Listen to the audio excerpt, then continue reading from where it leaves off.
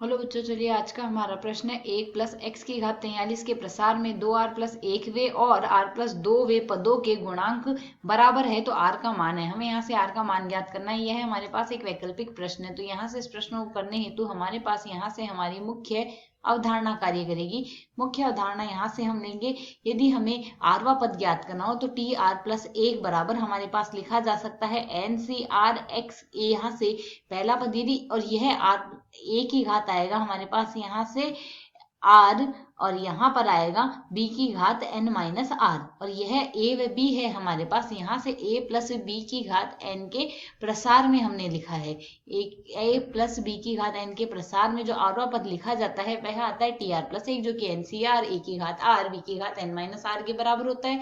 तो यदि प्रश्न के अनुसार देखें, हमें 1+x की घात यहाँ से क्या दी गई है 43, तो a+x की घात हमें यदि 43 दी गई, तो यदि हम इसे सरल करेंगे तो यहाँ से हम इस पद को ये भी लिख सकते हैं x+1 की घात आ रहा है हमारे पास 43 के प्रसार में। यदि हम देखें तो इसके प्रसार में यदि हम यहाँ से 2r+1वां पद निकाल दें, तो 2r+1वां पद हमें निकालना है। तो 2r+1 व r+2वां पद दोनों हमें देखने हैं। तो यहाँ पद यदि हम लिखना चाहें तो यह किसके बराबर लिखा जा सकता है, तो यहाँ से T2r+1 ज्ञात करना हो तो T2r+1 यदि लिखें तो यह क्या आ जाएगा, यहाँ से n का मान तो 43 है, तो 43c, यहाँ से r के स्थान पर क्या आया है 2r, तो यहाँ से 2r लिख देंगे, और यहाँ से साथ ही आ जाएगा x की घात आ जाएगी हमारे पास यहाँ से 2r, और यहाँ से 1 की घात 43 - 2r लिखेंगे तो जो कि 1 के बराबर ही आएगी। तो यहाँ से एक समीकरण तो हमारे पास यह बन गई।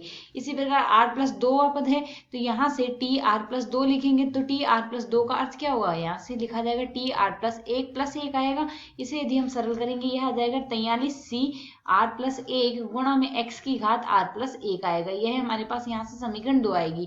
जैसा कि हम यहाँ से जानते हैं NCR हमारे पास बराबर लिखा जा सकता है NC n-r के, जहां हमारे पास यदि देखें n बराबर क्या लिखा जा सकता है r+n-r के। यहाँ से यह r n-r के बराबर दिया गया है। तो प्रश्न के अनुसार हमें जो कि दिया गया है उसके अनुसार हम क्या लिख सकते हैं 43c 2r बराबर हमें क्या दिया गया है 43c r+1 दिया गया है। तो यदि हम यहाँ से सरल करें तो 2r बराबर 2r+1 बराबर हमारे पास किसके लिखा जा सकता है 43 के लिखा जा सकता है, क्योंकि n बराबर r+n-r के बराबर लिखा जा रहा है, अर्थात 3r बराबर 43 - 1 बराबर 42 आ गया।